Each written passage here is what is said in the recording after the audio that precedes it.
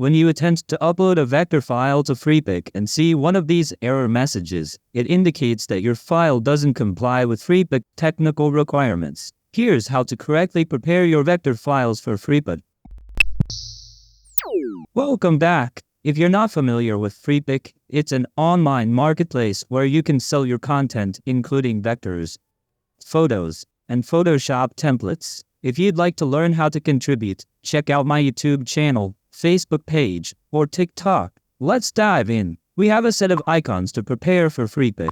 In this tutorial, I'm using Inkscape, but you can follow along with any vector tool. The steps are similar across all vector software. First, name your layers. Group your icon elements on one layer and put the background on a separate layer. In my elements layer, I have simple shapes. If your icons include more detail, create a dedicated layer for each icon's elements, and then a layer for their backgrounds. Next, unlock any locked layers.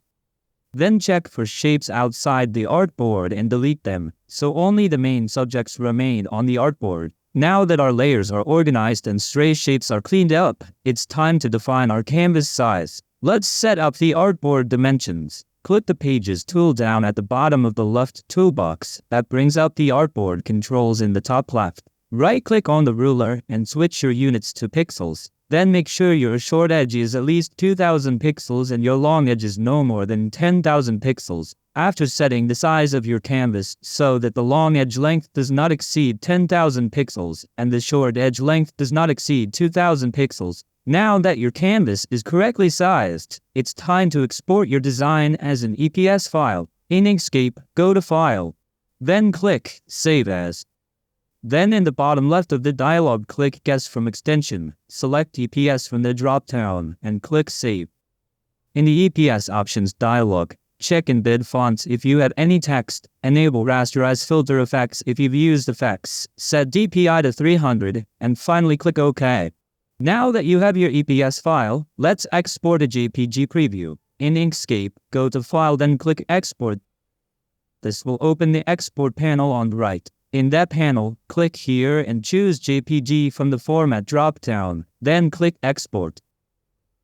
Now navigate to your exported files and check their sizes. The EPS file is over 512 kilobytes, so it's sufficient. The JPG preview, however, is under 1 megabyte and doesn't meet the requirement. Go back into your software, increase the canvas dimensions or export resolution for the preview. Here, I'll set the maximum dimensions to 10,000 pixels for both sides.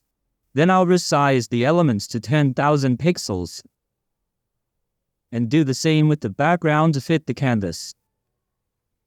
Then in the Export panel, set the DPI to 96 to achieve a 10,000 x 10,000 pixel export. Then I'll re-export the preview and click Replace to start exporting.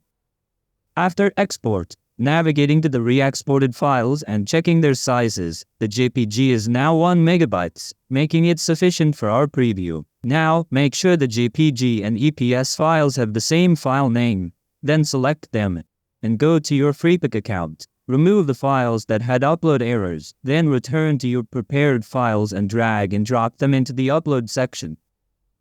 Now both files are successfully uploaded. Click See Uploaded Files at the bottom right of the upload section. You'll find your files in processing. Once they're processed, they'll appear as Combine your vector file with its preview. Simply select the entry, add a title and keywords, and click Submit to start selling. That's it. You now know how to correctly prepare your vector files for Freepik. If you found this video helpful, please like, follow, or subscribe, and share your thoughts in the comments below. I'd love to hear what topics interest you most. Feel free to share this video with anyone who might benefit from using Freepik or selling their own content on the platform. Thank you for watching, and see you in the next video. Peace.